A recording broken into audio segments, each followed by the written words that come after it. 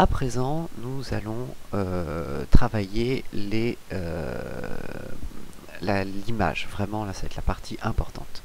Alors, ce qu'il faut savoir, c'est que quand on fait une vidéo, il va falloir régler sa caméra avec plusieurs paramètres. Le premier, c'est que vous devez absolument laisser la caméra sans le correcteur de netteté. Vous avez souvent sur les caméras la possibilité de booster le sharpen ou la netteté. Il va falloir absolument éviter ça. Il faut absolument que votre caméra ait une image qui soit pas spécialement accentuée. Vous l'accentuerez après en post-prod.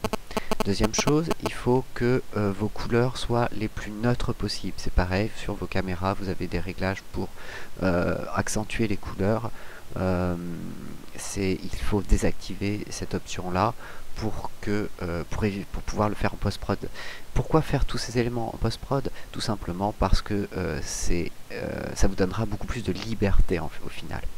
Pareil pour les contrastes, il vous faut une image peu contrastée. On n'est pas ici sur des photos, on va partir d'une image la plus neutre et simple possible.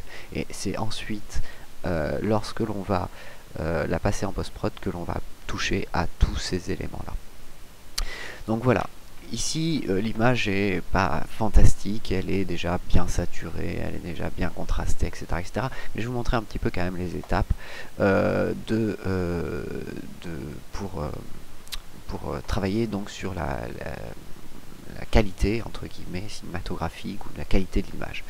Alors première chose que l'on va voir, c'est les niveaux. Alors je vais taper dans mon moteur de recherche ici niveau. Le niveau de l'image, c'est tout simplement quelque chose qui va me permettre de régler le contraste, entre guillemets, de mon image. Alors ça fonctionne comme ça, donc niveau avec un N majuscule, hein, sinon vous ne le trouverez pas. Je vais cliquer sur mon niveau et je vais l'apporter donc sur mon rush que je veux modifier, donc qui est affiché ici. Ensuite, je vais agrandir au maximum ma zone de travail pour bien voir ce que je vais faire au niveau de mon image. Voilà.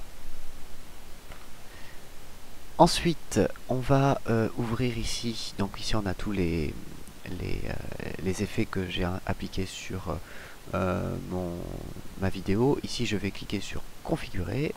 Hop. Et donc, je vais restreindre mes niveaux. À savoir que ici, plus je vais apporter le curseur vers là, plus je vais assombrir ma vidéo.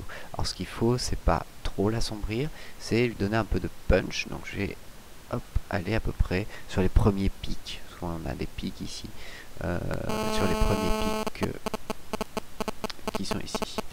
Ensuite, je vais faire la même chose sur la droite. Plus je vais rapporter ce curseur sur la droite, plus je vais éclaircir ma vidéo.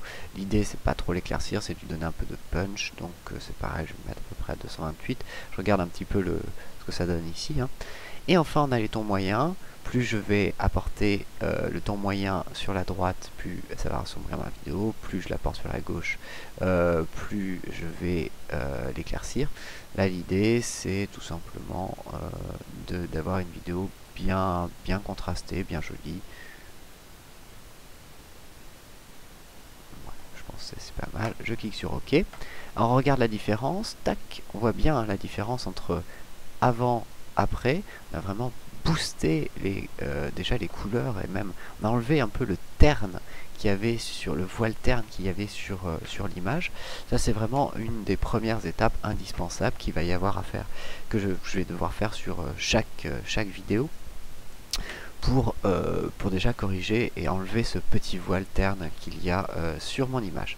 Voilà, donc ça c'était la première chose. On va dans la vidéo suivante passer à l'accentuation.